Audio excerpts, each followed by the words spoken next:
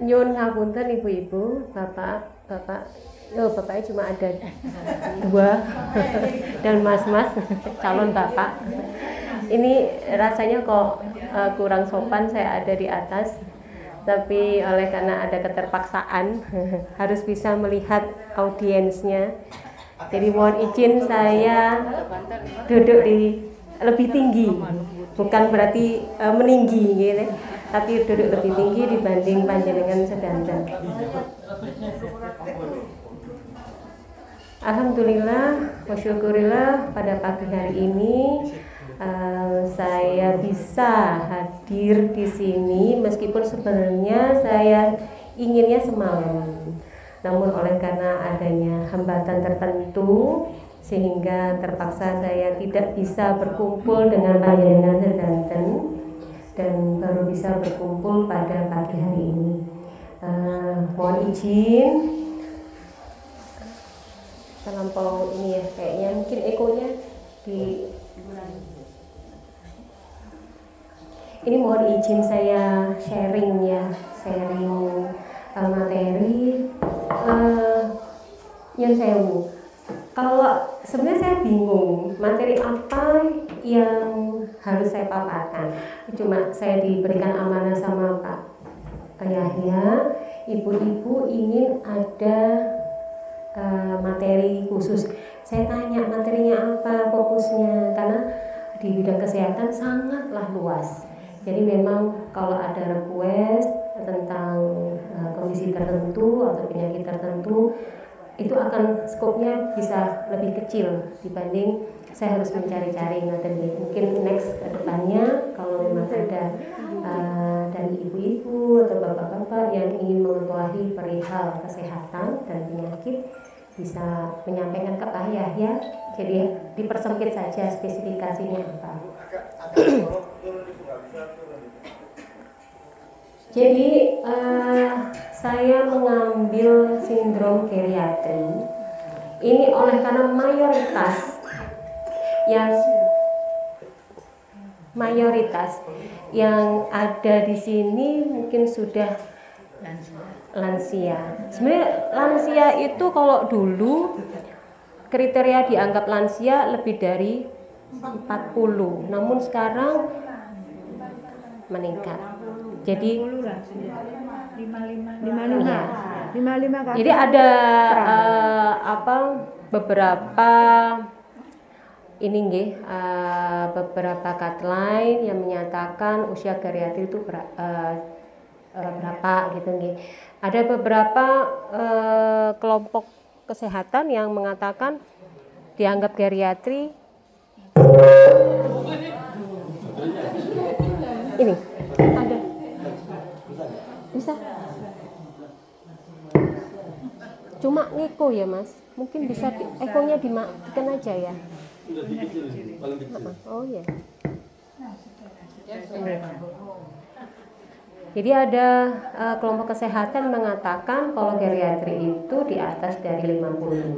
Namun secara resmi WHO menyatakan dianggap geriatri atau lansia di atas dari 60. Ya kalau zaman dulu 40, maka saya termasuk sudah lansia. Namun alhamdulillah sudah tidak masuk. Mungkin pre lansia. Saya belum, masih jauh kalau 60, 10 tahun lagi. Namun sebelum saya menginjak pada materi selanjutnya, saya mau tanya kepada ibu-ibu, sejauh ini apakah tahu geriatri itu apa? Belum. Masa?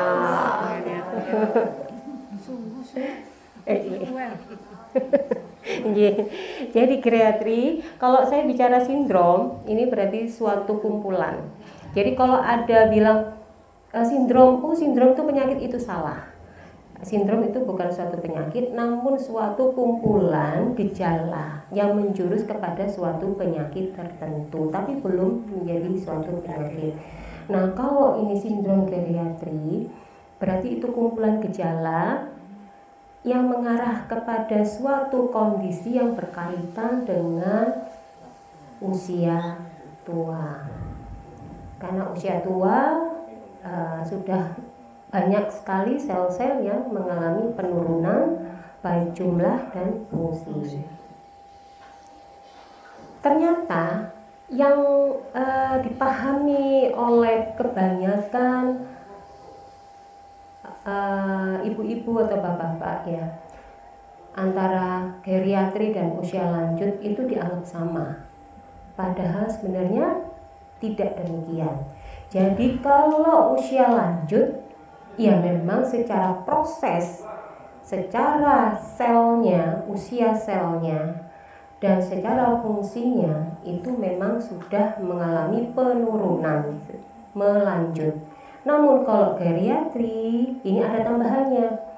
Selain menurun, berkurang selnya, juga mulai ada masalah.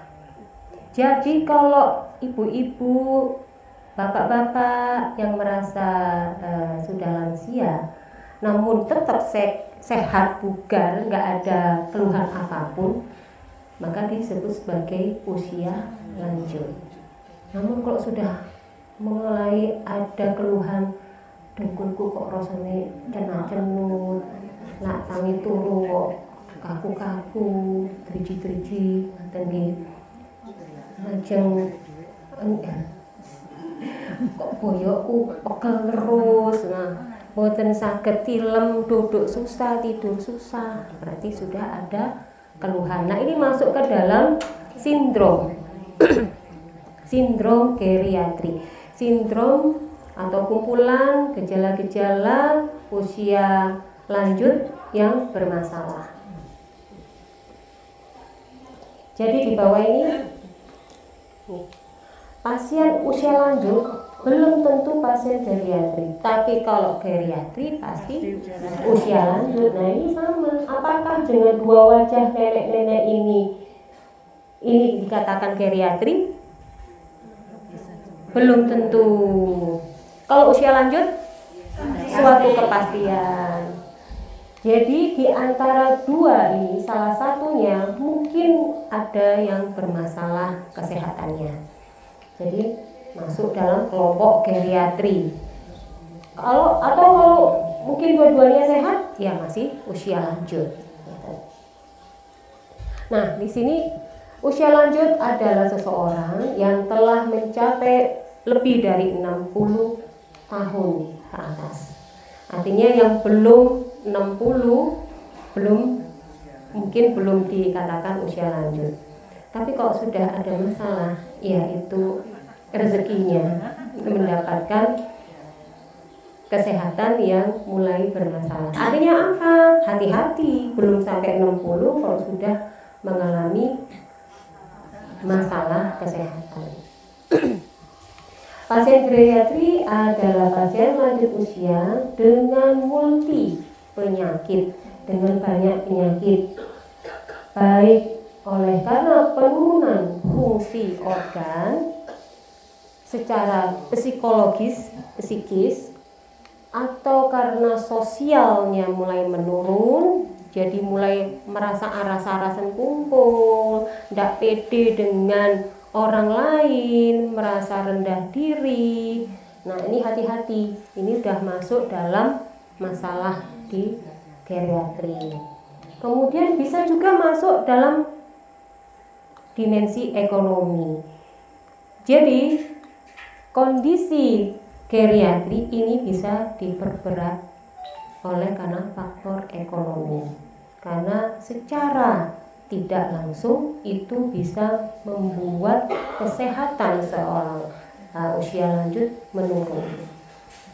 Dikala ada masalah kesehatannya, kemudian dia tidak mampu berobat, maka kesehatannya akan semakin menurun. Begitu juga kondisi lingkungan. Kalau lingkungannya seorang usia lanjut ini tidak sehat, ya mungkin nyun sewu, namanya juga ibu-ibu, apalagi tinggal di kampung. Ini yang contoh sederhana saja. Kan suka ngerumpi, enggak tingkat muda, mungkin malah tingkat muda sekarang jarang loh. Levelnya yang anak-anak muda itu bukan ngerumpi antar tetangga, tapi ngerumpinya sudah lintas kota, karena pakai sosial media. Tapi kalau nyun sewu, ibu-ibu yang era-era sebelumnya itu pastinya masih suka ketemu. Nah, kalau kejuwetan seseorang, ini namanya juga wanita dengan berbagai karakter, ada yang juwet, maksudnya cerewet, ada yang kepo, ada yang pendiam. Nah, ibu yang pendiam ini dengan sudah mulai berusia lanjut, pola pikirnya kan sudah banyak mengalah.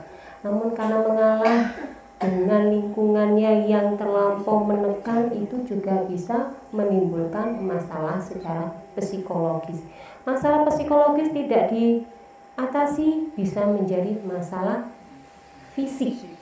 Jadi fisik itu berkorelasi, psikis bisa berkorelasi terhadap fisik. Dan ini semua membutuhkan pelayanan kesehatan yang terpadu. Artinya karena kompleks nih, kalau sindrom geriatri, keluhan-keluhan yang dialami oleh ibu-ibu geriatri, ibu-ibu atau bapak-bapak usia lanjut ini tidak hanya soal oh ya sudah usia, kan wajar lah usia karena sudah mengalami proses degeneratif pada sel-selnya dan fungsinya, wajar seperti itu, namun tidak demikian. Jadi harus segera ditangani. Maka oleh dari itu kenapa beberapa senter rumah sakit mendirikan khusus poligeriatri, karena penanganannya holistik, multidisiplin, semua dari disiplin ilmu, tidak hanya penyakit dalam, tetapi neurologi, ortopedi sampai dengan jiwa itu ikut terlibat. Beda dengan yang bukan usia lanjut dan mengalami geriatri. Usia yang masih muda atau di bawah dari 60 tahun ada keluhan, misalkan keluhan saya pusing sekali, kenapa ya dok, berputar-putar, oh ke neurologi, udah cukup ya. Ada yang lagi, dok saya kok sesak nafas, gimana? Ada masalah pada saat jalan, ngos-ngosan? Iya saya sering ngos-ngosan kalau beberapa langkah. Usianya masih 45 tahun. Oh ya sudah, ke poli jantung. Nah gitu sudah jelas. Tapi kalau udah ngelihat usia 60 tahun ke atas, poligeriatri ya Bu, udah cukup. Jadi nggak perlu pakai mikir-mikir harus ke neurologi, harus ke poli jantung, harus ke ortopedi, ke polineurologi, ke poligeriatri. Biar nanti dokter khusus geriatrinya di sana yang akan mengarahkan, mengeksplorasi keluhannya itu dari pasien itu apa yang menjadi konsentrasi untuk penanganan. Nah, apa saja yang menyebabkan proses itu menua? Penuaan pada manusia pastinya ada dua faktor nih. Ada faktor dalam atau internal dan faktor luar, faktor eksternal. Kita bisa lihat nih bahwa faktor internal keturunan ini juga sangat penting, membuat seseorang itu lebih tua daripada usianya, sel-selnya lebih menua dari usianya. Pernah dengar atau pernah membaca ada wanita usia 28 tahun dari India yang tiba-tiba menua dalam 1 hari, langsung keriput dalam 1 hari. Ya, ini ada faktor keturunan. Saya lupa nama penyakitnya, yaitu genetiknya. Di saat ada usia sekian puluh tahun, berapa hari, maka secara otomatis sel tubuhnya yang sudah diturunkan oleh orang tuanya secara langsung bisa berubah menjadi usia 70 tahun. Jadi langsung keriput dalam 1 hari. Semua kulitnya mengerut, fungsinya juga sama. Jadi seolah-olah dengan usia 28 tahun tapi kualitas hidupnya dan fisiknya usia 70 tahun. Ini faktor keturunan. Kemudian faktor eksternal, beda sekali. Faktor eksternal kita bisa lihat bagaimana tingkat kehidupan usia-usia lanjut yang secara ekonominya itu ada yang di garis bawah, middle ataupun upper atas. Mungkin panjenengan juga sudah tahu lah ya bagaimana kalau yang usia 60 tahun tapi secara ekonomi mampu, nggak kelihatan kalau dia usia 70 tahun, 60 tahun. Karena dia apa? Perawatan, konsumsi nutrisi yang cukup bagus, tidak memikirkan soal ekonomi, sehingga penuaan dini dihambat. Beda dengan tingkat ekonomi atau sosialnya yang rendah. Jangankan mungkin untuk memikirkan menabung, untuk makan sehari-hari aja sudah bingung, sehingga sel-selnya juga ikut stres. Jadi ada stres oksidatif pada tingkat seluler sel tubuh manusia, sehingga ada sekali perbedaan. Mungkin ibu-ibu pernah melihat, saya punya teman beda sekali. Dulu kita satu level, pas ketemu kok kayaknya dia lebih tua daripada saya. Oh ternyata setelah kita cari gali, kasihan, dia lagi kesusahan, susah ya secara ekonominya, sehingga sel-sel tubuhnya juga ikut menua sebelum waktunya. Nah variasinya untuk usia lanjut ini setiap orang tentu akan berbeda seperti yang tadi saya ceritakan. Ini tergantung dari kondisi ekonomi, sosial. Kemudian respon terhadap penyakit juga beda setiap manusia, setiap lansia. Ada yang mungkin imunitasnya masih bagus, sehingga meskipun dia usia lanjut, dikala ada mikroorganisme masuk ke dalam tubuhnya masih mampu untuk melawan, sehingga dia tidak terserang penyakit. Mungkin beda dengan ibu yang satunya, kena flu sedikit saja, kena virus sedikit saja, sudah memberikan respon yang berlebihan bahkan parah. Jadi respon terhadap penyakit setiap individu ini akan berbeda. Kemudian cepat tanggapnya terhadap kondisi tadi, sudah usia lanjut, kemudian ada masalah kesehatan, namun dianggap gak apa-apa lah segini kio, aku rematik wis tua gak apa-apa, biarin aja. Apa yang terjadi?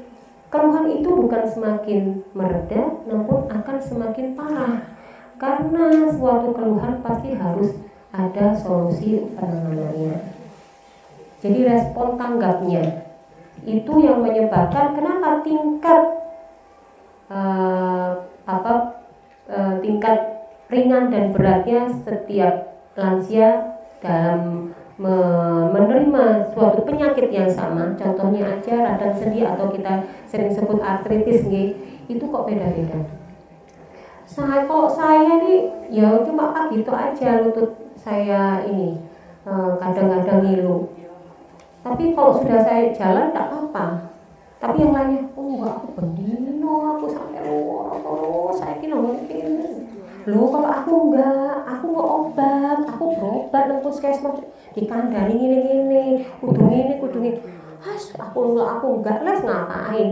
Ya aku tuwek ngene iki, nah kan enggak ada usaha. Akhirnya apa yang terjadi? Ya sudah, dia menerima dengan kondisi geriatrinya dan permasalahannya, serta harus menerima resiko nyerinya yang diterima semakin lama semakin parah. Menganggap gejala sebagai semakin tua, jadi dianggap suatu ya normal saja. Padahal ini nggak tahu usia lanjut harusnya nggak boleh, jangan sampai geriatri.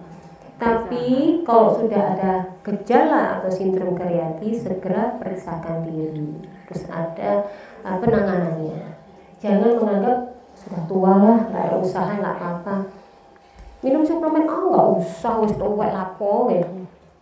Yang saya biasanya kan begitu. Terus keterlambatan mencari pengobatan dan meremehkan keluhan utama. Nah, ini kita tahu kalau sudah geriatri itu pasti nggih nyun sewu ibu-ibu yang ada di sini mungkin nih 85% itu sudah memiliki satu penyakit kronis. Penyakit kronisnya apa? Ada yang tahu? Ya, yang masuk dalam penyakit kronis? Diabetes, hipertensi itu penyakit kronis. Jadi kalau sudah muncul sindrom geriatri, pasti ada satu penyakit kronis yang muncul di situ. Dan luar biasanya, ini semua dianggap sebagai alamiah. Agak popo tuwek 170 wajar. Ya kudu ngono lak anu ya kudu 140 itu jarine bapak-bapak ibu-ibu yang yang sangat pede, percaya diri bahwa kalau tensi di atas atau 170 masih wajar. Usia wis tuwek wajar semono, ada yang seperti itu. Sehingga tidak aware, tidak perhatian bahwa itu sudah masuk dalam kriteria hipertensi. Terus suatu saat tiba-tiba lumpuh. Stroke gitu nih. Kondisi penyakit akut pada satu sistem dapat menekankan kapasitas cadangan yang lain. Nah ini hati-hati. Kalau ada penyakit akut, misalkan awalnya cuma batuk biasa, tidak diobati, terus masih bepergian kemana-mana, berapa hari kemudian mengeluh sesak nafas, ini akut. Orang tua sangat mudah sekali kena infeksi paru, karena kita hidup ini butuh udara yang ada di sekeliling kita tidak steril, banyak sekali mikroorganismenya, mulai dari virus, bakteri, jamur, parasit yang kecil. Ya, virus kemarin kita sudah mengalami pandemi COVID. Kemudian beruntun ya, terakhir kemarin ada kasus yang merebak itu pneumonia bakterial. Namun alhamdulillah tidak sampai ke Indonesia. Itu ada di Thailand. Itu lagi merebak, banyak kematian. Nah, karena menganggap bahwa flu pada orang lansia itu adalah normal, tidak berobat, akhirnya berujung pada kondisi yang lebih berat, menjadi pneumonia. Nah, kondisi akut ini kalau awal-awalnya tidak segera diobati, bahaya. Yang awalnya hanya ispa biasa, infeksi saluran pernapasan biasa, berlanjut menjadi suatu sepsis. Sepsis itu infeksi berat yang sudah masuk ke dalam darah. Tidak hanya lokal di paru, tapi dia sudah nyebar. Itu bahayanya. Jadi orang tua beda karena apa? Banyak sekali perubahan dalam tubuh lansia. Pengobatan satu penyakit dapat menutupi gejala yang lainnya. Kadang-kadang ini ngobati, berobat demam, ngombe Panadol aja cukup. Nggak taunya itu suatu simptom atau gejala ke arah infeksi yang lebih serius. Sehingga karena minum Panadol berturut-turut selama beberapa hari, keluhannya seolah tertutupi, padahal itu suatu tanda adanya suatu infeksi, khususnya pada lansia. Maka pentingnya di sini jangan menganggap remeh setiap keluhan pada usia tua. Kalau memang merasa tubuhnya sudah tidak mampu untuk menahan keluhan tersebut, yang pertama pasti harus istirahat. Jangan memaksakan diri, wah aku Panadol gak apa-apa, ini cuma kesel. Terus beraktivitas lain, mungkin karena capek di rumah, tidak ada aktivitas, pergi ngobrol dengan ibu-ibu sebelah atau kegiatan yang lain, maka memaksakan diri keluar. Bahkan itu justru kondisi tersebut memungkinkan serangan organisme yang lain, mikroorganisme yang lain ke dalam tubuh si lansia tersebut. Ini kondisi lansia yang sudah mengalami geriatri. Pertama, kita tahu nih sudah mulai ada kekurangan gerak, ya, ada immobility. Jadi mungkin yang awalnya bisa tengkurap dulu, masih mudanya tengkurap, kalau sekarang mungkin tidak bisa, nggak mungkin. Ini udah jelas kelihatan. Mudah jatuh, jalan sebentar kok rasanya geliang. Nih ibu saya juga sering tuh. Tapi saya bilang sudah seperti itu, ya sudah, aktivitas sosialnya dikurangi, jangan dipaksa. Bahaya kalau pas lagi berkendaraan geliang jatuh beneran, karena nganggap ada gempa bumi, padahal yang gempa bumi tubuhnya sendiri. Kemudian nih gangguan seksual, jadi paham sekali, terutama ibu-ibu, ya hasrat seksualnya pasti menurun ya. Kalau bapak mungkin tidak sedrastis penurunan seksualnya untuk ibu. Ini mungkin antara bapak dan ibu harus bisa memahami kondisi satu sama lain. Kemudian mudah terinfeksi, pendengaran menurun, penglihatan menurun, dan rasa penciuman juga menurun. Ada mungkin anaknya bilang, motor nih mambu bu, kok mambu apa-apa kok? Mambu iki lho ono apa? Sampai iki lho, gak mambu. Atau mungkin kebalikannya. Kok mambu banget ya? Mambu apa sih bu? Mambu lho gak enak iki. Apa? Ya orang ibu dhewe mungkin. Jadi ada hiposensori, ada hipersensori. Hipo itu penurunan ketajaman penciuman atau sensitivitas penciumannya meningkat, jadi hipersensori. Mau tahu kita ada gangguan tersebut, bandingkan dengan orang lain. Bau enggak? Bau enggak? Bau. Oh ya, berarti aku yang bermasalah soal indera penciuman. Dan itu sudah masuk kategori geriatri. Apakah ini butuh obat? Boten. Jadi geriatri yang seperti apa yang membutuhkan obat dan membutuhkan penanganan dengan segera? Nanti kita lihat di belakang. Nah, yang dikhawatirkan kondisi depresi, tidak mau seseraungan dengan orang lain, menganggap ngapain, males, daripada ketemu aku mek celatu, dilolokno, tukaran, gak usah lah. Namun akhirnya apa? Karena tidak bisa bersosial, nggak mau bersosialisasi, bukan berarti mengurangi masalah, namun dia akan menjadi jatuhnya depresi secara tidak disadari, karena dia harusnya butuh bersosialisasi dengan manusia lain. Pertama untuk apa? Untuk menguatkan daya ingat. Kalau tidak pernah berkontak, nanti lama-lama tumpul sel-sel otaknya akan semakin mudah menumpul, cepat pikun, cepat terjadi demensia. Ya, jangan sampai jadi Alzheimer. Ya, sampai kerusakan organ permanen yang diulang-ulang terus. Wis mangan, wis mangan, sampun, wis mangan, kok meneh. Nah itu tanda-tanda demensia Alzheimer. Atau dia mengulang-ulang cerita, minta kandani yo, udah selesai ngomong. Aku minta kandani yo, lah kan mau tak cerita nih. Perasaan mas cerita. Guru, aku guru cerita saya gitu. Guru aku guru cerita apa? Ada seperti itu. Jadi kadang dia tidak sadar bahwa pasien tersebut mengalami kepikunan yang sudah merusak otaknya secara permanen yang disebut sebagai demensia Alzheimer.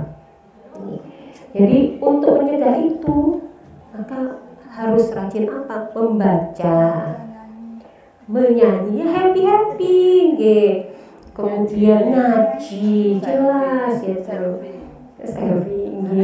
happy. Membahagiakan diri sendiri dalam konteks mungkin yang sederhana saja. Yang penting kita bersyukur, bahagia. Kemudian ini kecemasan akibat tidak punya penghasilan.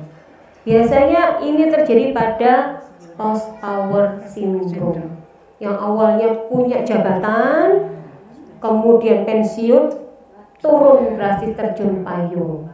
Jadi dia tidak bisa menerima kondisi yang ada sekarang karena tidak ada persiapan secara psikisnya, secara psikisnya, bahwa berapa tahun lagi penghasilan saya akan sangat menurun. Dan ini banyak. Saya pernah waktu saya masih dokter umum di Bangka Belitung itu, saya melihat tren dari para perawat-perawat yang pensiun akhirnya jatuh sakit dan meninggal. Rata-rata. Karena mereka tidak siap kalau akhirnya pensiun tidak bergaji, karena mereka memang bukan PNS, tidak bergaji, kemudian malah jatuh sakit. Pada saat masih aktif tidak pernah sakit, justru setelah pensiun macam-macam keluhannya, sampai dengan yang terakhir kemarin saya Alida, yang saya tidak percaya seumur hidup habis.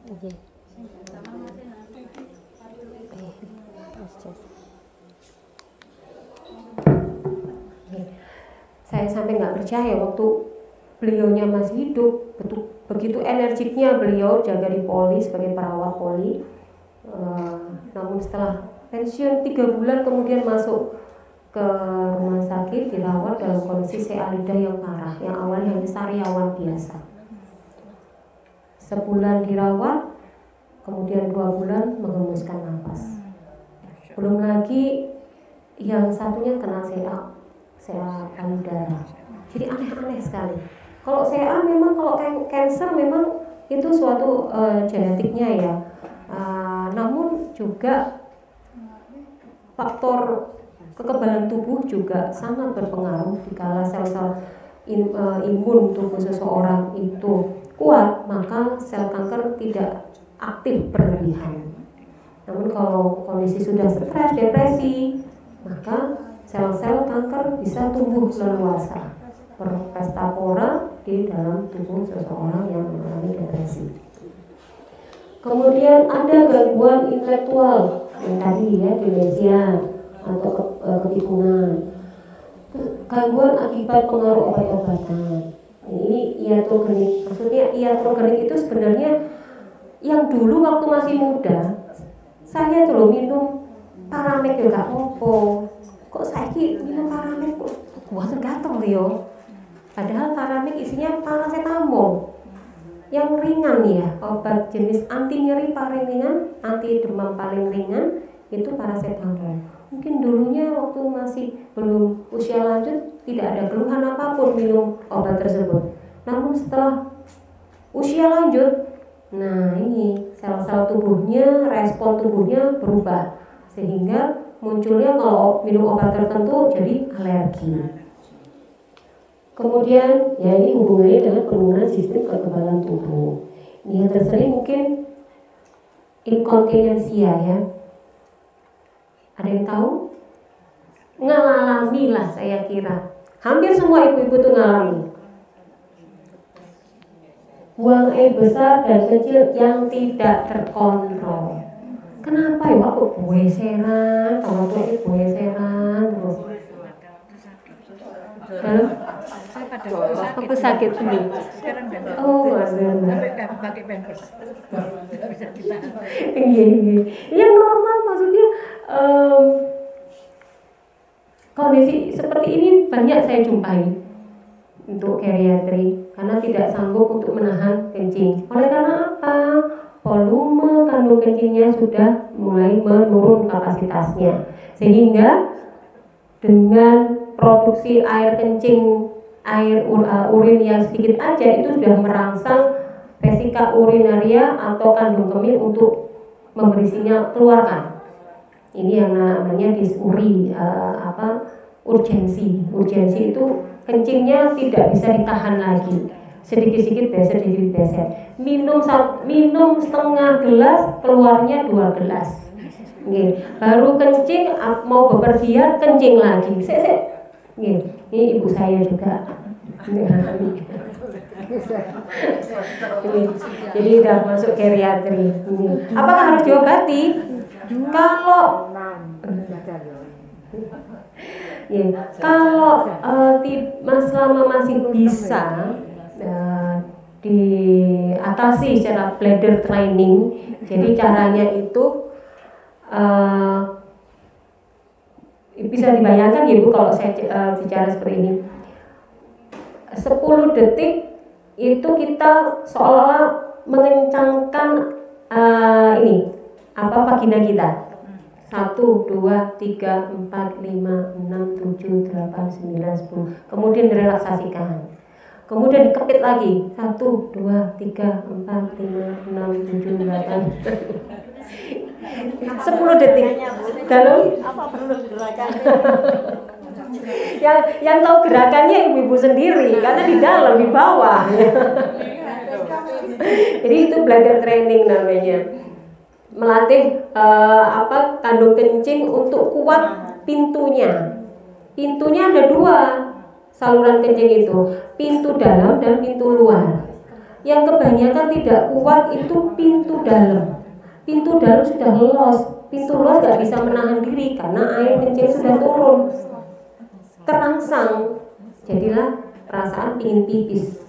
Padahal sudah pipis nih, tapi karena itu tadi volumenya menurun, pintu dalamnya sudah dol, air kencing keluar.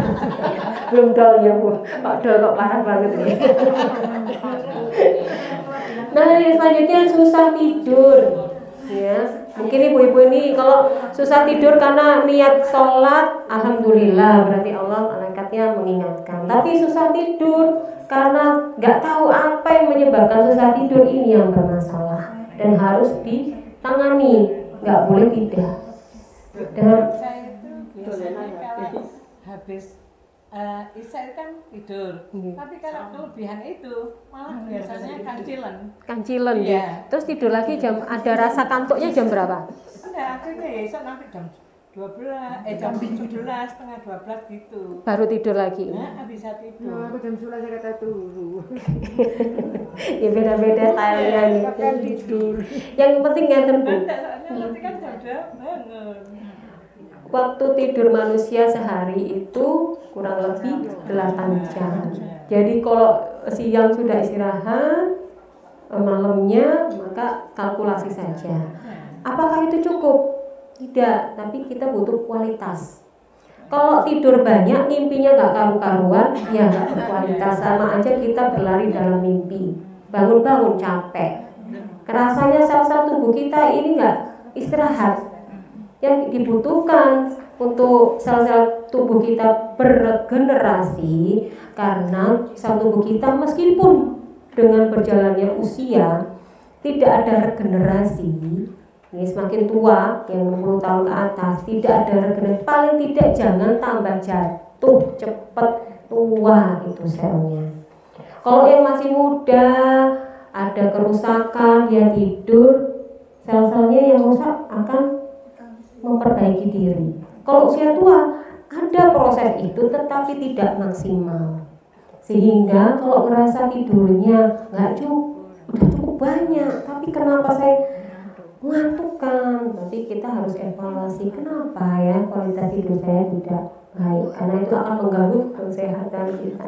Kalau ngantuk-ngantuk, alhamdulillah rezeki namanya nggih Bu Dini nggih.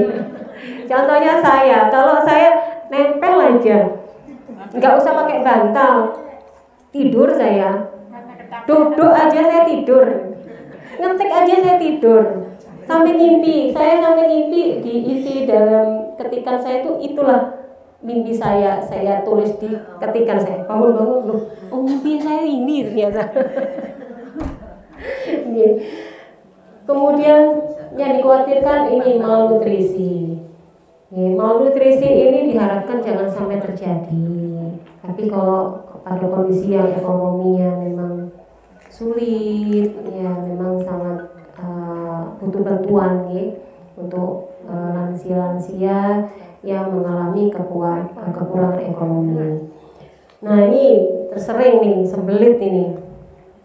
Ini saya yakin salah satunya ibu saya harus sedia pepaya sebagai pelancar. Karena memang seperti itu, secara fungsional dari pintu Alfi, ya, sphincter ani itu pintunya rektum ya, tempat pembuangan itu ada yang mudah terbuka, jadi mudah istilahnya saya kecirit, ada yang nutup. Yang kebanyakan kasusnya untuk geriatri itu menutup. Sehingga kalau menutup seperti ini, apalagi fesesnya sering keras karena gangguan apa di dalam ususnya terjadi penyerapan yang berlebihan air di calon bakalnya feses. Jadi harusnya tubuh kita ini ada balance, keseimbangan. Saat ada bahan makanan masuk ke dalam tubuh kita, ke mulut, ke lambung, ke usus 12 jari, itu nutrisi diabsorpsi atau diserap. Sampahnya itu masuk ke kolon, usus besar. Jadi kolon itu kalau mungkin bayangannya di sapi itu usus yang gede-gede itu tempatnya sampah, seharusnya nggak boleh dimakan. Tapi sayangnya enak katanya, makanya rumah makan Padang menyediakan usus. Padahal itu tempatnya berak. Nah, pada kondisi geriatri, airnya itu kalau harusnya pada kondisi normal, di situ kan ada air di kolon itu usus besar. Itu air itu untuk melunakkan feses sehingga tidak keras. Tapi pada kondisi geriatri karena fungsi pencernaan yang terganggu, justru penyerapan air itu ditarik lagi dari usus besar masuk ke pembuluh darah, ditarik sehingga sampah itu menjadi padat. Makanya butuh banyak serat sebagai pelicin dan banyak minum. Ini yang sering terjadi sembelit. Mengompol, ya. Ini salah satu contoh dari keluhan geriatri, mengompol atau inkontinensia urin. Mengompol ada grade-gradenya, ada grade ringan, grade sedang, dan grade berat. Kalau grade berat itu udah nggak usah mikir atau keluar sendiri. Tapi kalau yang ringan, batuk sedikit,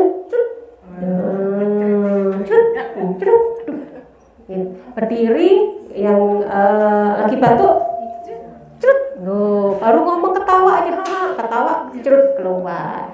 Ini sudah mulai longgar di pintunya tempat keluar kencing. Nah, ini Bu bisa bayangkan di sini ini ada bladder atau kandung kemih. Ya, kandung kemih ini kan keluar nih. Kalau keluar dia ada dua pintu di sini. Ini pintu yang luar tempat pipis, ya. Kemudian di sini ada pintu lagi, dua pintu. Sphincter, uretra internum dan externum. Yang internum ini yang kebanyakan tadi saya bilang sering bermasalah. Dia gampang longgar. Apalagi yang sudah sering melahirkan banyak anak, ya, karena ngeden itu menyebabkan saraf-saraf di sini terganggu.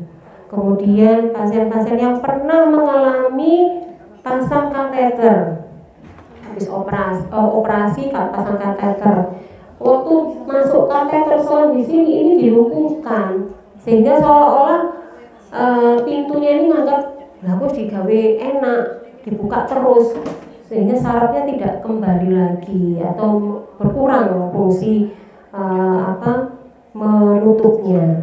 Ibarat engsel pintu itu sudah longgar, kebanyakan minyak, harusnya bisa tutup, ini adalah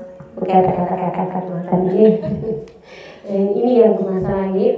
Nah, pada proses menua ini yang terjadi adalah kapasitas kandung kemihnya menurun, otot dasar panggul juga menurun. Ya tadi, karena ini pintunya menurun, ini juga ada kaitannya dengan otot-otot panggul.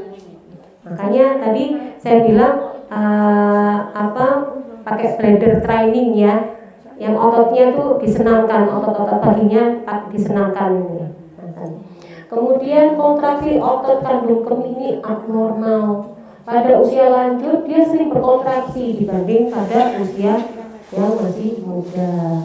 Kemudian sisanya ini karena sering sedikit kencing, sering kencing, tapi kencingnya itu ternyata menyisakan tidak puas, menyisakan sisa urin di sini.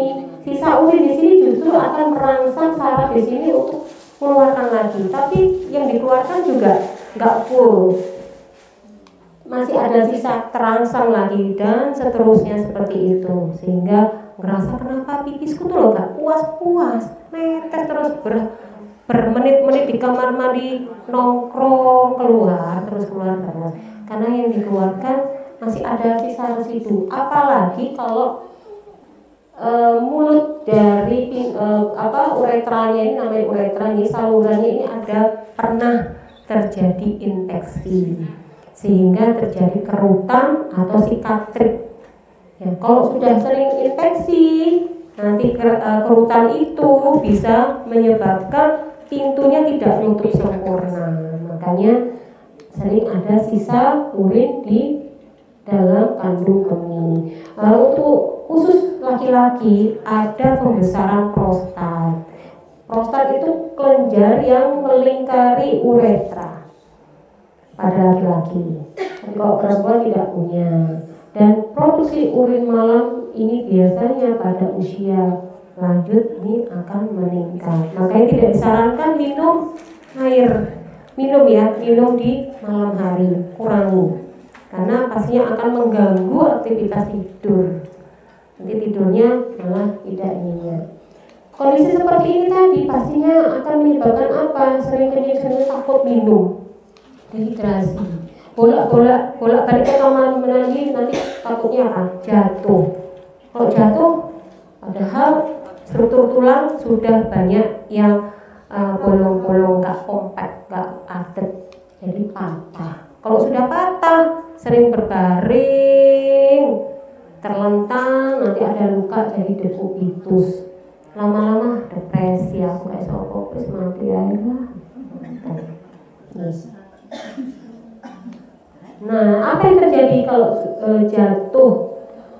Ya, karena instabilitas. Kalau tadi karena gangguan kencing ya, inkontinensia.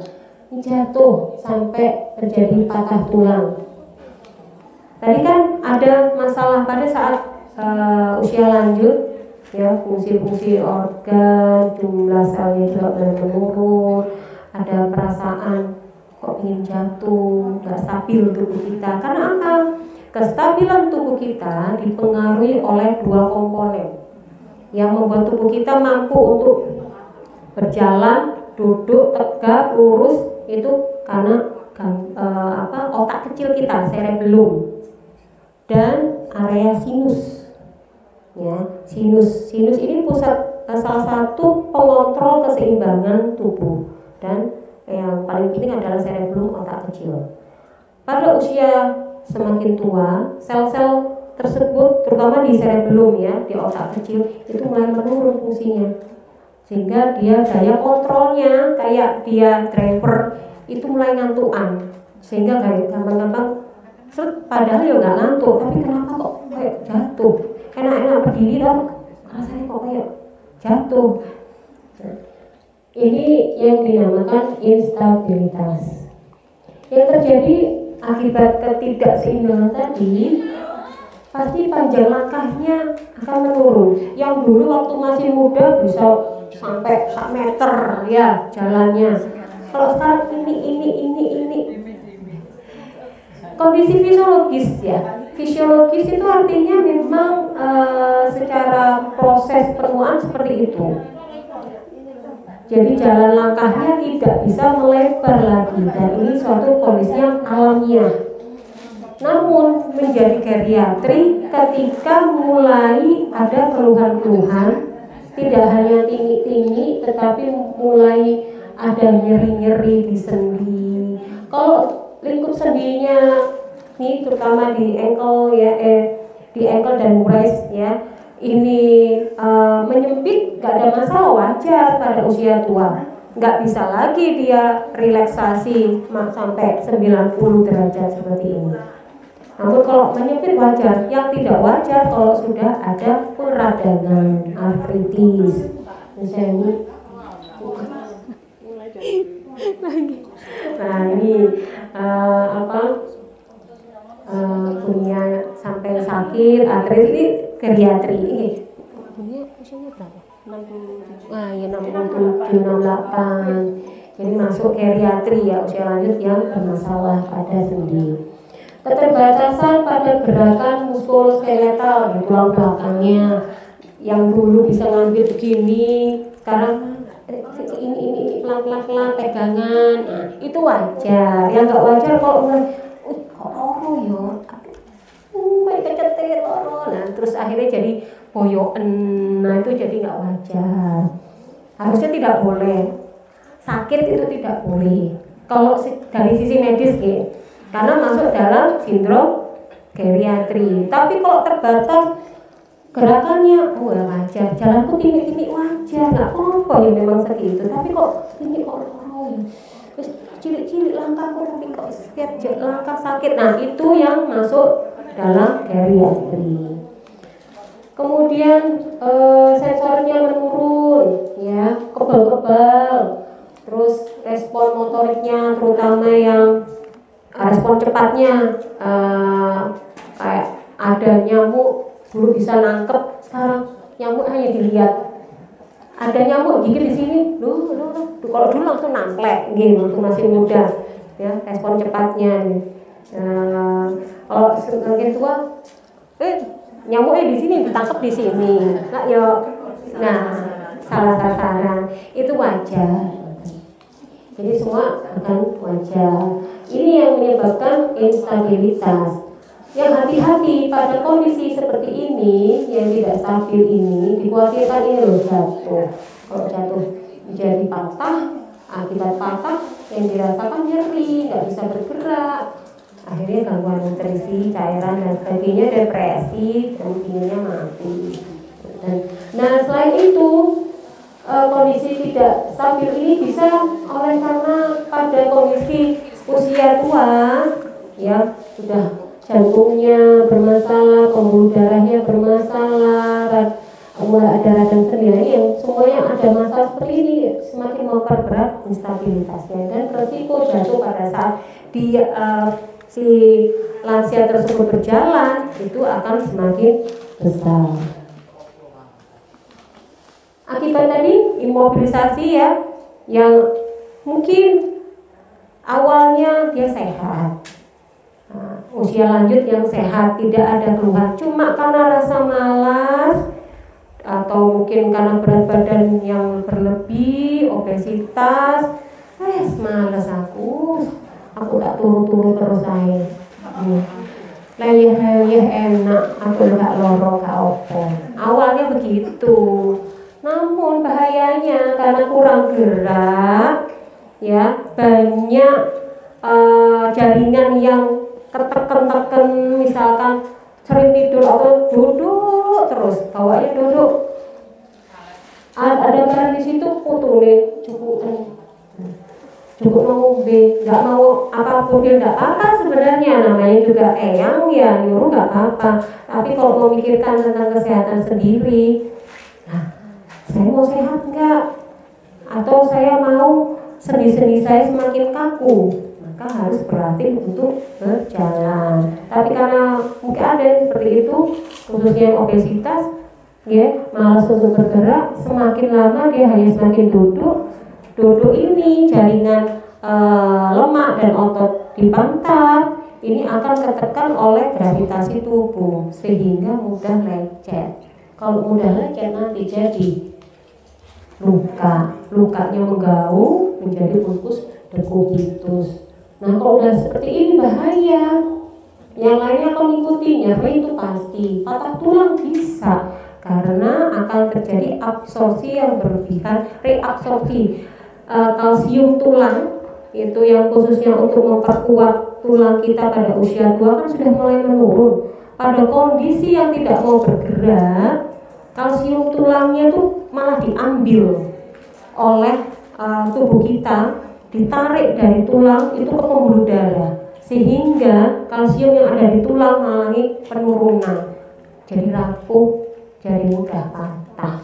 Padahal aku gak lapo-lapo, aku ki mau ngadeg sedilu, terus lo tiba lah kok ngerti potol. Banyak kan orang tua kan patah gimana ya? Kolom femoris leher dari bonggol sendi tulang paha itu sering terjadi karena area itu mudah sekali sering terjadi reabsorpsi kalsium di tulang. Pentingnya ya itu tadi ya, kalau yang suka gowes, yang suka jalan sehat itu bagus sekali untuk mempertahankan kalsium tulang tetap terjaga pada tulangnya, apalagi kena sinar matahari. Vitamin D akan mengaktifkan kalsium jadi aktif. Vitamin D itu penting karena kalsium tanpa vitamin D dia nggak berfungsi apa-apa untuk membentuk osteoblastnya si sel-sel tulang. Kalau sudah nggak mau ngapa-ngapa jadi luka, bahayanya apa? Lah kok jadi pembuluh darah jadi menghitam, ya. Mungkin pernah lihat ada temannya ibu-ibu yang ya keluar, kusikere wabu, sikile abu, kena opo, terus jadi warnanya pun jadi biru. Ini bahayanya. Jadi karena banyak berbaring, banyak duduk, aliran darah itu nggak lancar. Aliran darah nggak ada, pada darah itu isinya nggak hanya sel-sel darah, nggak hanya eritrosit sel darah merah, ada sel darah putih, ada keping darah, ada plasma. Plasma itu isinya macam-macam, ada protein, albumin, kolesterol, lemak, zat-zat bahan-bahan untuk pembekuan darah, banyak gitu di pembuluh darah kita ini isinya macam-macam. Nah kalau kita hanya duduk, hanya banyak berbaring, aliran darahnya melambat, nanti kayak orang kayak bis atau kayak truk gitu, truk ngangkut barang, truk tronton yang mengangkut barang-barang berat. Banyak bisa bayangkan jalannya kencang atau pelan. Nah kalau pelan, terus pelan, pada simbol ini mobil, lama-lama gimana? Ngantri, numpuk, jadilah kemacetan. Nah kemacetan itu bisa dibayang menjadi trombosis. Kalau matinya di pembuluh darah yang kecil, bahaya. Bahayanya aliran darah nggak lancar, bisa bengkak karena kelenjar getah benihnya juga nggak bisa berjalan dengan baik. Bahayanya lagi kalau trombosis ini menjadi suatu emboli. Jadi ada bagian karena dia kan sudah macet tadi ya, macet. Hanya ada satu jalur yang sebelah kiri yang ada yang hanya khusus untuk dilewati motor. Mobil wis gak bisa apa-apa, motor gak apa-apa. Berarti hanya partikel-partikel kecil aja yang bisa melalui pembuluh darah tersebut. Yang lainnya numpuk. Kemudian ada bagian tumpukan itu lepas, ya, kayak serpihan itu lepas ngikuti aliran darah ke otak. Yang pembuluh darah otak nyumpet di situ. Karena di otak pembuluh darah itu kan kayak pohon, ada batang, ada ranting. Semakin ranting kecil, nah itu pembuluh darah di tubuh kita seperti itu. Jadi semakin kecil pembuluh darahnya di otak, di jantung, itu yang bahayanya. Yang trombus tadi menjadi emboli, lari, pecahannya tadi, lari kecil sekali. Nyangkut di pembuluh darah kecil otak. Tahu-tahu pasiennya apa? Glebak, stroke. Gak ada riwayat apa-apa, darah tinggi gak ada. kencing manis nggak ada. Oh pasien ini loh ibu, ternyata bapaknya ini nggak mau gerak karena kelemon,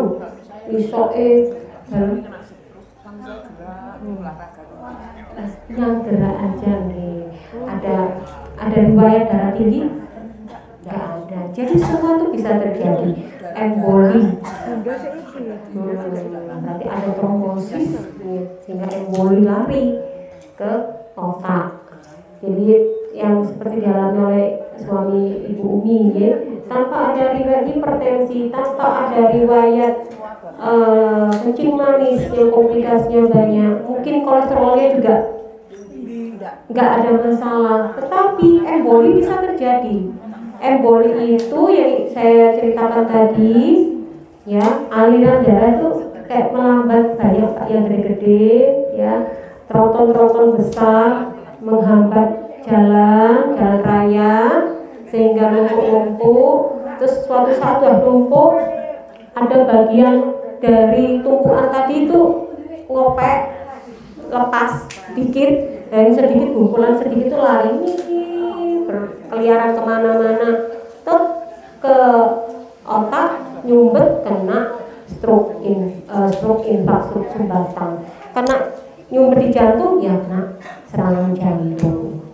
Itu bahaya. Kita nggak bisa memprediksi itu terjadi. Banyak yang lifestyle-nya juga bagus, tapi juga mengalami hal seperti itu. Apalagi yang sudah usia tua, tidak mau bergerak, obesitas lagi, resikonya akan lebih besar. Selain itu gampang pneumonia ya, karena apa? Tidur terus, duduk terus, sirkulasi paru nggak bagus karena dia nggak mendapatkan udara yang bagus, hanya berada di lingkungan kamar, di rumah. Akhirnya apa? Ya imunitasnya akan menurun, bakteri mudah masuk, terjadilah peradangan pada paru-paru. Yang jelas ini nantinya akan terjadi kekakuan dan kontraktur sendi. Sendinya mengaku dan tidak bisa digerakkan, kontraktur. Selain sendi keras, otot-otot mulai mengecil dan mudah terinfeksi saluran kemih karena adanya stagnasi. Jadi aliran urinnya itu nggak lancar, yang diproduksi di ginjal harusnya turun ke kandung kemih dan segera dikeluarkan kalau udah penuh. Tapi biasanya pada orang-orang yang geriatri yang jarang mobilitasnya itu kandung kemihnya itu lama-lama tidak inkontinensia lagi, tidak ngompol. Yang sering baring ya, yang sering duduk, yang nggak mau mobilitas, itu malah nampung banyak, seolah-olah apa, kandung kemihnya itu semakin melebar, ya, semakin melebar, tidak ada rangsangan untuk miksi, kencing. Nah, bakteri yang ada di sekitar area genital itu kan banyak sekali, ya, banyak, gak hanya lagi, apalagi perempuan lebih banyak. Dia menganggap, wah di atas itu loh banyak makanan, karena urin kan kandungannya macam-macam, ada protein, ya, harusnya nggak boleh ada protein, tapi kalau lama-lama ya fungsi ginjalnya juga akan mulai menurun, ada gula sedikit di situ. Nah, tempat pertumbuhan yang baik untuk mikroorganisme, sehingga dia naik ke atas, ke kandung kemih yang awalnya hanya berada di area genital, naik ke atas jadi menginfeksi, muncullah demam, ya, mungkin mungkin ada atau tidak gejala nyeri perut, tapi biasanya kalau udah geriatri itu nggak ada keluhan apa-apa, hanya demam gitu aja. Ya, udah pakai pampers juga karena sering tiduran, pakai pampers, tapi kalau pampersnya itu jarang penuh karena itu tadi volume di kandung kemihnya membesar, karena dia imobilitas malah sensorisnya menurun, jadi nggak ada rangsangan untuk mixing. Ini gambar dekubitus, pernah lihat ya? Lupus dekubitus. Kalau sudah banyak duduk, banyak berbaring, nah ini terjadi perlukaan karena tekanan dari tubuh kita menyebabkan jaringan yang ada ini di pangkat ya, dari dubur, ini pantat, ini belahan. Ini seringkali di pantat ini seringkali ini terjadi di daerah pantat. Karena yang sering berhubungan, duduk ataupun baring itu yang paling sering mendapat tekanan di daerah pantat. Udah menggaung seperti ini, sudah mati jaringannya karena dia nggak dapat suplai darah yang adekuat. Kalau ini di punggung, ini ya kasihan ini kalau ada kondisi seperti ini ya, karena sakit sekali dan penyembuhannya sangat lama. Selain itu dari infeksi, karena infeksi ini apa? Mengecilkan, penyebabnya apa? Organ imun itu penghasil antibodi itu mulai mengecil. Contohnya timus yang ada di sekitar rongga dada kita, dia penghasil antibodi tubuh kita. Kalau kita terkena suatu infeksi, itu ada tahapan-tahapannya. Ada tahapan pertama, siapa dulu yang maju? Prajuritnya, neutrofilnya maju, itu bakteri. Jadi sel darah putih tubuh kita akan maju. Kemudian di situ nanti tahap kedua, sel-sel yang ada natural killer dan lain-lain yang ada di plasma darah itu ikut maju kalau ternyata infeksinya cukup kuat. Setelah itu dideteksi oleh tubuh. Oh, ini penyakit ini menyebabkan ini. Oke, berarti aku harus menghasilkan antinya. Jika suatu saat kamu masuk ke rumah, ke tubuhku, aku sudah punya antinya. Itu disebut sebagai antibodi. Antibodi muncul jika sudah pernah terpapar oleh suatu penyakit. Kayak antibodi cacar, antibodi COVID, itu ada antibodinya. Virus-virus itu bisa memunculkan antibodi. Kalau bakteri bisa memunculkan antibodi, tapi tidak sekuat si virus. Karena karakteristik dari mikroorganisme virus itu gampang dikenali oleh tubuh kita. Nah, pada kondisi geriatri, organ penghasil antibodi tadi itu sudah mengalami penyusutan. Kalau rumahnya sudah nyusup, maka produksi antibodinya juga menurun, fungsinya menurun, maka mudah terkena infeksi. Apalagi kalau kekurangan nutrisi, protein, gak doyan aku iwak-iwakan, wamis biasanya ngono. Padahal protein terbanyak ada di ikan, di putih telur, ya. Tapi karena usia maka wamis gak gelem aku. Ikan laut itu paling banyak dibanding ikan tawar. Gejalanya apa? Yang sering timbul kalau ada infeksi ya demam, kemudian kebingungan, sampai kalau sudah belum seperti ini parahnya bisa jatuh, mual-mual, dan asupan makannya jelas akan menurun menjadi semakin malnutrisi. Nah, selain itu pada geriatri akan terjadi perubahan status mental.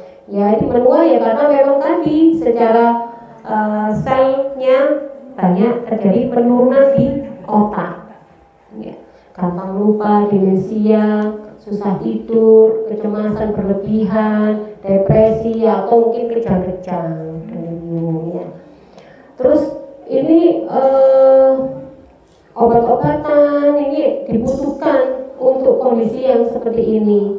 Jadi tidak boleh lagi dibiarin, apalagi yang kalau sudah mengalami sering kejang, kemudian depresi. Nggak boleh, nanti bisa berlanjut apa kalau depresi?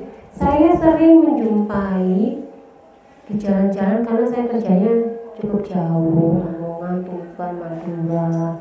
Di jalan-jalan tuh orang-orang tua, ya saya nggak tahu ya apakah masuk kategori apa gila apa sekarang istilahnya ODGJ atau gimana ya. Cuma saya sedih banget gitu ya, saya terutama laki-laki ya, kalau saya sering lihat di jalan-jalan itu, di pinggir-pinggir jalan, ya Allah ini bapak ini lusuh, udah usia tua. Saya mikir matinya gimana, kenapa ya kok bisa seperti ini, kenapa? Saya tuh pingin banget berhenti menanyakan, cuma sebagai seorang perempuan saya takut kadang-kadang, kalau ternyata ODGJ tahu-tahu saya dirangkul atau dicakar-cakar lagi bahaya gitu. Ingin sekali, saya ingin nanya kenapa Pak, kok bisa asal mulanya tuh mereka kok jadi gelandangan tuh kenapa? Karena yang terjadi itu seringkali saya baca di media massa itu banyak orang hilang, ya, orang hilang mungkin ya karena ini tadi kalau udah usia perubahan status mentalnya udah pikun, dia awalnya hanya jalan udah tidak ingat siapapun. Jadi kadang mereka jalan tuh pandangannya kosong, dia nggak minta, mereka nggak minta, hanya lusuh, kadang hanya membawa tas kresek ya isinya macam-macam di punggung di mana. Saya lihat Bapak ini kenapa ya, asal muasalnya loh bisa di jalan-jalan itu kenapa gitu, apa nggak punya keluarga.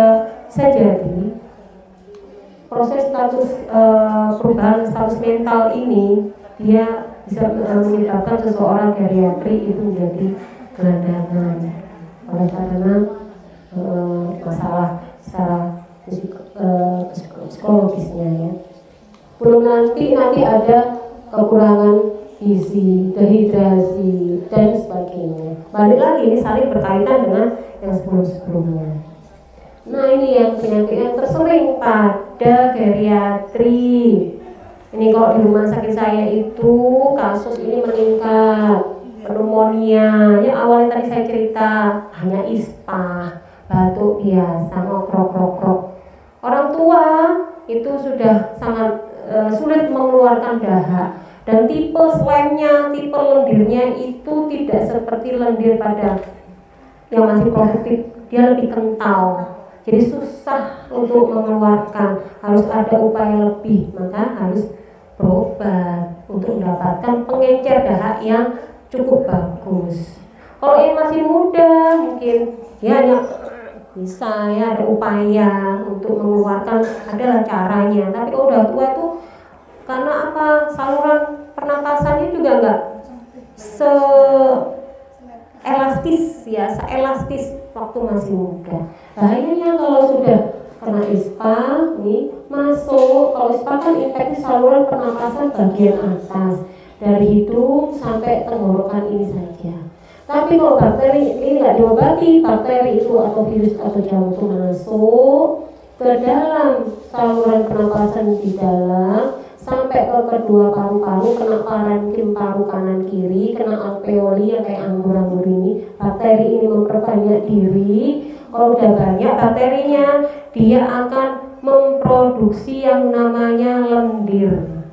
Kalau lendir itu ada di sini masih mudah dikeluarkan. Nah, kalau sudah di kantong-kantong alveoli paru, bayangkan aja gimana mengeluarkannya. Apalagi lendirnya itu lengket. Ini sesak. Ini gambaran paru-paru ya orang manusia, ada kanan kiri. Di kanan ini ada 3 bagian, di kiri ada 2 bagian. Tiap bagian ini isinya anggur-anggur kayak gini. Nah, ini tempat pertukaran oksigen dan karbon dioksida. Di paru-paru kita itu isinya kayak gini. Jadi kalau makan parunya sapi, kenapa kok krenyes-krenyes? Karena ada kandungan oksigen dan karbon dioksida dan berongga. Ya berongga, di berongga karena itu dia bertukar oksigen. Kalau oksigen dari luar masuk untuk tubuh. Nah, sampahnya karbon dioksida itu dikeluarkan. Nah, pada kondisi pneumonia, ini isinya lendir nih. Ini lendir kuning-kuning di sini. Sehingga pertukaran oksigen dan karbon dioksida tidak berjalan baik, jadilah sesak. Kalau di ronsen kayak gini, paru-parunya yang namanya plek-plek gitu ya. Parunya ngeplek. Ngeplek tuh ya kayak begini yang putih. Harusnya bagus, hitam semua. Ya, hitam. Ini ada plek-plek, berarti penyakitnya ada lendir banyak itu di sini. Di bagian bawah ini penyakit semuanya kena sakit. Keluhannya jelas. Nah, pesannya ini keliru nih, dianggap bahwa geriatrik proses normal, terus wajar kalau nurun dan ingatnya pikun dan sebagainya, maka perlu dikelola dengan baik sejak dini. Ini yang saya bahas sebenarnya saya pinginnya ada Pak Yahya.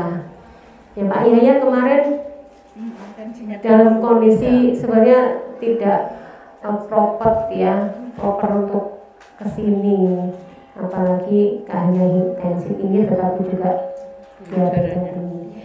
Ini hipertensi pada lansia karena perubahan kondisi pembuluh darah pada usia lanjut termasuk jantung. Jadi pembuluh darahnya menjadi mengeras. Apakah ini dianggap wajar? Ya secara anatomi, secara struktur tubuh lansia ya karena satu proses penuaan ya wajar itu mengeras. Yang tidak wajar jika pengerasan itu menyebabkan tekanan darah meningkat. Jadi ya wajar. Mulai kita dilahirkan itu sudah mulai ada terjadi aterosklerosis, pengerasan pembuluh darah. Bayi cenger 0 hari itu udah mulai berjalan. Disitulah dihitung timer waktunya, tik. Ya, udah ditentukan timernya, udah dijalankan sampai pada usia tertentu. Pengerasan itu yang menjadi masalah ngeras banget sehingga tensinya menjadi tinggi. Tensi tinggi itu bukan berarti bayangannya tensi tinggi itu apa Ibu? Tekanan. Kalau membayangkan tekanan darah itu berarti apa yang dibayangkan? Yang di dalam apa? Pembuluh darah atau apa? Pembuluh darah. Jadi kalau bayangkan itu kalau kayak selang air, yang awalnya itu selangnya lebar, ini mengecil sehingga aliran darahnya jadi bukan lancap, bukan lambat, tapi justru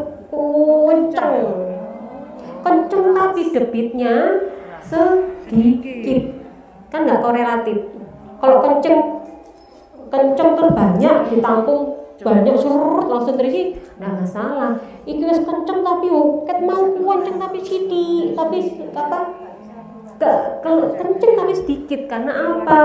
Lumennya atau lubang pembuluh darahnya menyempit, mengecil sehingga volume yang lewat juga kecil dan kencang. Nah itu membahaya.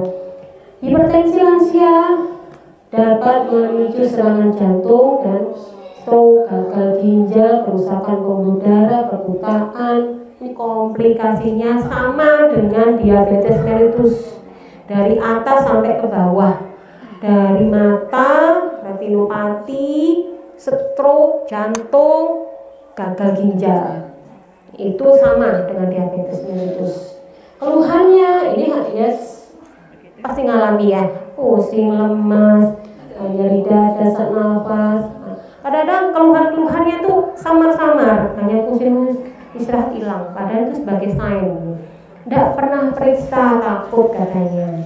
Nggak dari riwayat keluarga kok saya, nggak apa-apa. Apakah sekarang riwayat keluarga juga menjadi prioritas?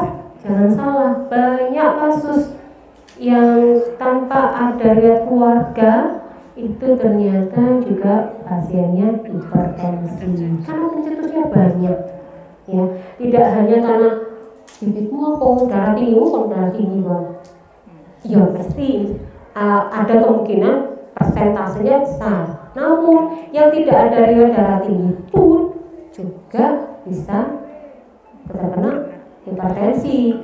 Kalau triggernya faktor resikonya ada kegemukan, kemudian lifestyle-nya ya, suka makan makanan yang hiperkolesterol, hiperlemaknya tinggi, kurang olahraga, stresnya tinggi dan sebagainya. Sekarang itu tidak mungkin untuk mendapatkan suatu penyakit sistemik.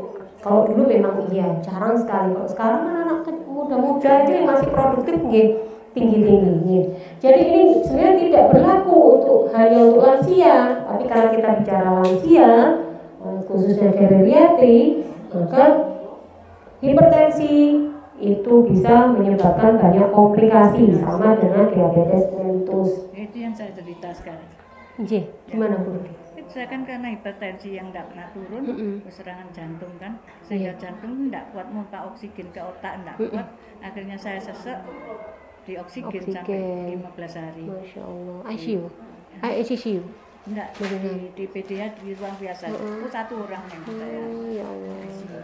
Terus kan udah enggak apa-apa, tapi ya itu tensinya enggak bisa turun, turun masih 170. Nyerang saraf. Makanya jalan harus pakai tongkat. Oh ya Allah. Tapi saya tetap dikasih semangat sama Bapak Ibu ya. Mulia jangan diam di rumah, ikut rekreasi, ketemu sama teman-teman. Ikut senam nanti biar enggak terasa penyakitnya nanti sembuh sampai obat gitu. Obat saya banyak 8 macam. Semangat. Obatnya itu kalau orang jenuh terus. Jenuh pastinya. Dan takut kalau nanti ginjalnya bermasalah. Dalam bisa turunan dari orang tua. sangat bisa. Genetik itu jelas. Cuma dari bapak ke kakak saya lagi, terus saya. Sekarang anak saya pertama lagi. Anak sudah 160. Masya Allah. Padahal umurnya baru 50 tahun. Lagi. Nah kan, artinya ya yang sudah ada keturunan, garis keturunan, hati-hati. Bisa dikendalikan dari awal, dari masa muda. Karena penampakan keluhan itu menginjak 40 tahun ke atas. Itu yang pasti akan nih. Kalau dari mudanya, usia-usia masih belia, 17, 18 itu tidak dijaga, rokok masih ngebut, aku sih itu nggak apa-apa. 10 tahun loh, jaraknya itu 10 tahun dari onset yang pertama sampai 10 tahun itu baru mulai ada gejala sedikit. Nanti akan semakin berat di atas 40 tahun. Nah, dan ini bisa dikendalikan Bu. Ada yang banyak kok yang punya riwayat keluarga hipertensi, diabetes itu bisa nggak kena juga karena benar-benar dijaga dari awal. Kayak Marisa itu dok, itu kan nggak ada penyakit, nggak ada riwayat penyakit. Marisa Hakim. Kurang istirahat. Nah, kalau dari sisi medis kan memang harus ada penjelasannya ya. Tapi kalau di sisi yang ini kan ya udah wayahe. Kalau dari sisi medis ya faktor-faktor kecurigaan sudden death itu bisa pencetusnya paling banyak karena serangan jantung. Itu paling banyak serangan jantung. Jadi jantung itu kan organ vital yang memompa. Kalau generator listriknya nggak ada, ya sudah kelekap mati semua. Nah ini ya, yang sebenarnya tensi itu yang diukurkan ini, itu kita sebenarnya melihat kondisi jantung kita. Ya, tensi itu ada atas ada bawah. Nah yang dilihat selain jantung itu adalah pembuluh darah. Kalau pembuluh darah orang sehat, ini lubangnya cukup besar untuk aliran darah, sel-sel darah dan sebagainya bisa lewat. Kalau hipertensi, ini pembuluh darahnya menyempit. Kalau udah menyempit, maka aliran darah balik ke jantung juga sedikit. Jadi stroke volume ke jantung sedikit, tapi kenceng. Terus isi jantung ini harusnya cardiac output untuk yang dialirkan ke seluruh tubuh juga volumenya sedikit, untuk mengalirkannya sedikit. Akhirnya apa? Jantung kekurangan darah, dia akan bergerak lebih cepat, kompensasi, karena dia nganggap volumeku yang tekan tiba aku belum kayak sini, maka aku kudu memompa lebih cepat. Padahal dengan memompa cepat jadi takikardi itu menjadi masalah. Ya itu sebagai kompensasi sebenarnya, tapi kompensasi yang tidak baik, karena dia berupaya memenuhi kebutuhan darah ke seluruh tubuh. Dok, jadi itu kalau untuk ukuran tensinya tinggi itu yang atas atau bawah? Ini atas. Ya, 120, bawahnya diastol. Ini diastol, ini sistol. Ya, yang sistol yang atas itu menunjukkan kemampuan darah yang dipompakan dari jantung ke seluruh tubuh. Kalau tekanannya tinggi, berarti jantung itu memompanya terampok kenceng banget karena dia kurang mendapatkan di dalam kantong jantung. Jadi jantung kita itu kan ada 4 ruangan. Ada serambi kanan, bilik kanan dan serambi. Ada serambi, ada bilik. Jadi kanan kiri. Nah, khusus yang kiri itu jantung kiri kita itu memompa darah yang kaya oksigen ke seluruh tubuh. Yang kanan itu mendapatkan darah yang kaya karbon dioksida, itu sampah. Ya, jadi kan ada pertukaran, kita butuh oksigen, kita mengeluarkan karbon dioksida. Yang kanan ini dari seluruh tubuh yang sama-sama tadi masuk ke jantung kanan, kemudian dicuci di paru dapat oksigen bagus, nanti masuk ke jantung kiri. Di jantung kiri nanti akan diedarkan ke seluruh tubuh.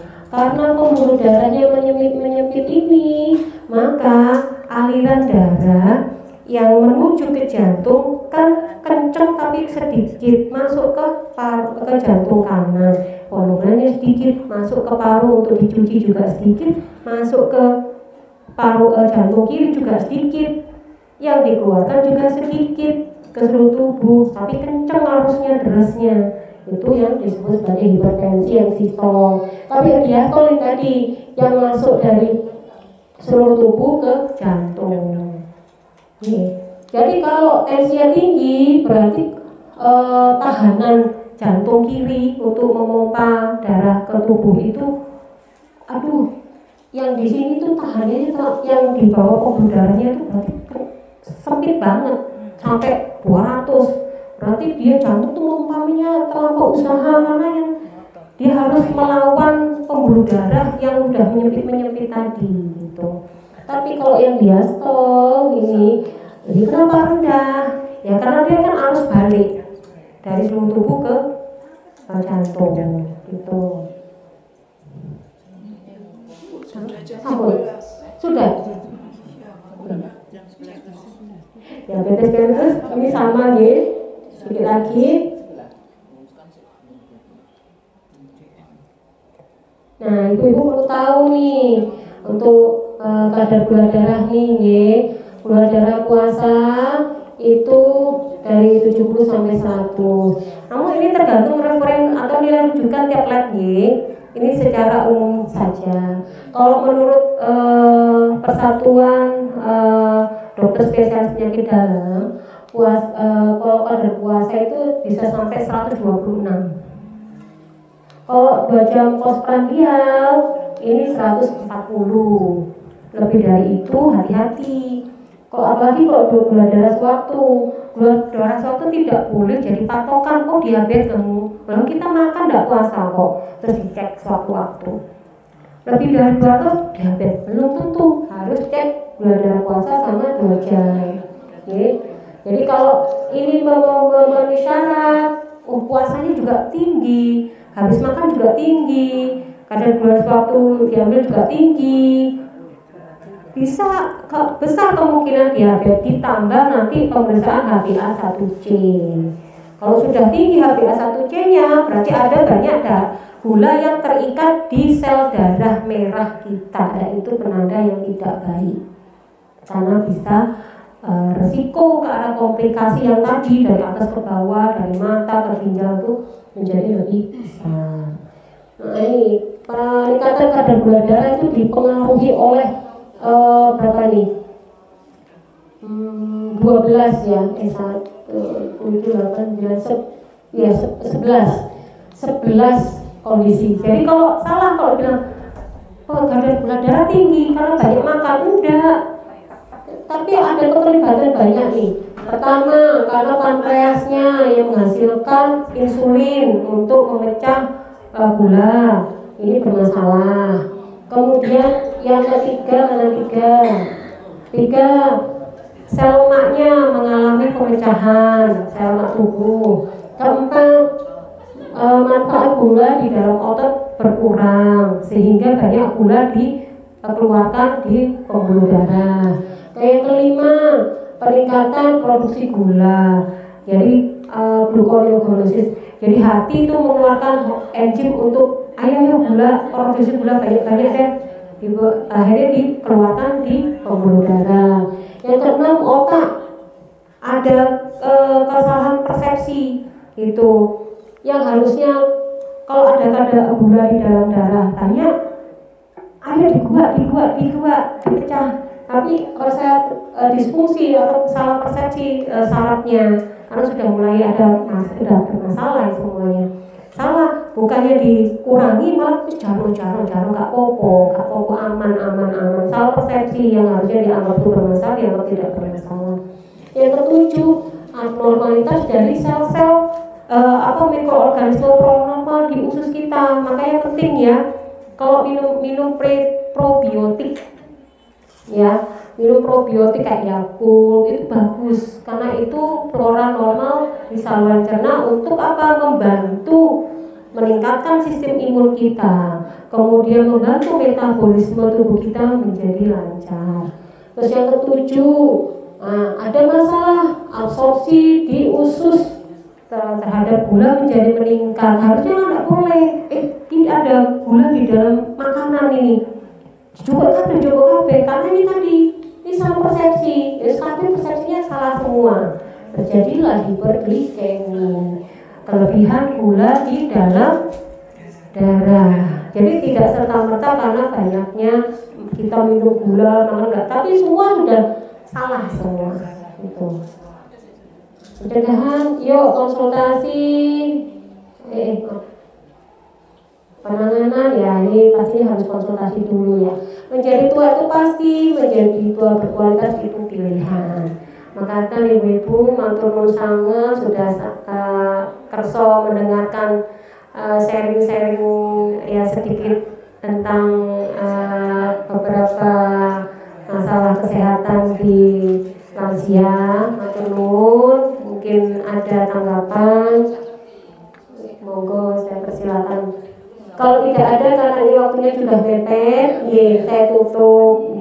Assalamualaikum warahmatullahi wabarakatuh.